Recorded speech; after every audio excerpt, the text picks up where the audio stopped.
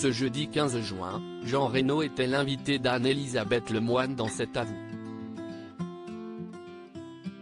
Pendant l'émission, il a reçu un message d'une célèbre chanteuse avec laquelle il a collaboré et a dévoilé une confidence sur leur relation. Ce jeudi 15 juin, Jean Reno était l'invité de la présentatrice Anne-Elisabeth Lemoine dans Cet avou. Le comédien, qui se fait très rare dans les médias, était présent pour parler de son dernier film intitulé Les Promesses qui sortira en août prochain au cinéma. Dans cette histoire adaptée du livre d'Amanda Sterz disponible aux éditions Grasset, il est question de la vie en général qui ne tient malheureusement pas toujours ses promesses ou encore d'une histoire d'amour inachevée.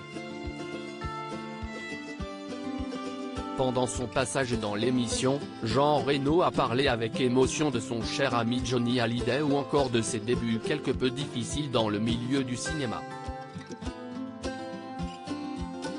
C'est un homme charmant et merveilleux, une célèbre chanteuse se remémore sa rencontre avec Jean Reno au cours de l'émission.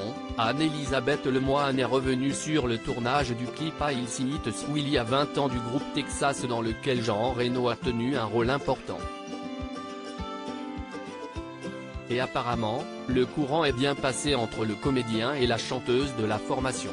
Elle était célibataire, mais je n'étais pas célibataire, a confié le comédien en repensant avec nostalgie à Charline Spiteri et à ce moment passé en sa compagnie. La présentatrice lui a alors dévoilé un message de la chanteuse enregistré lors de son passage dans l'émission le mercredi 14 juin.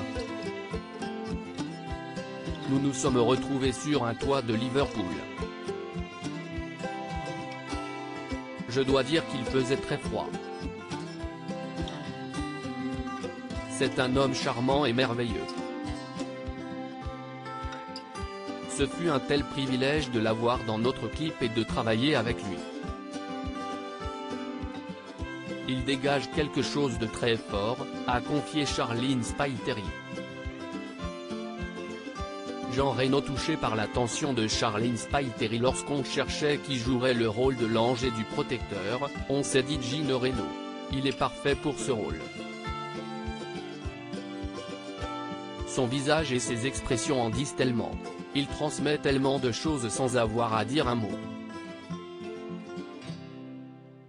C'est phénoménal, a-t-elle continué. Le comédien s'est alors mémoré ce tournage et a confirmé qu'il faisait très froid. C'est une très belle femme, a-t-il affirmé, très touché après le visionnage du message. Quand on cherche un ange, un protecteur, on appelle Jean Reno, a alors conclu Anne-Elisabeth Lemoine.